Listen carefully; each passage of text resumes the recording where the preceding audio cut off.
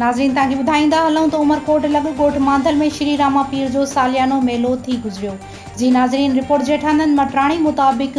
उमरकोट लॻ ॻोठ मांधल में श्री रामा पीर जो सालियानो मेलो थी गुज़रियो, जंहिंमें मुख़्तलिफ़ इलाइक़नि खां ज़ियारतियुनि, पांधीअड़नि, भॻतनि ऐं शिवादरियुनि शिरकत कई, जंहिंमें PPP minority wing general secretary Sindh special assistant to CM Sindh जनाब वकील पूंजोमल साहब, भील सुजाग काउंसिल पाकिस्तान मरकज़ी सीनियर नायब सदर हकीम दरावड़ साहब, मरकज़ी general secretary doctor Saluram, PPP minority wing general secretary ज़िला उमरकोट रायचंद भील, मरकज़ी अगवान वकील हेमंत दास बचवाणी, भील सुजाग काउंसिल ज़िला उमरकोट पहलाज राय भील, मोहतरम सुरेश कुमार भील, भगत मजनू मल, भगत सारंग, भगत रूपोमल, भगत सतराम दास, भगत वाधूमल, भगत मास्टर भलजीराम, पटेल सोढोमल, पटेल भैमराज मल, पटेल जोगोमल, पटेल कासिम भील, अमूलक दास, तीरथ कुमार बचवाणी समेत ॿियनि अॻवाननि जी शिरकत।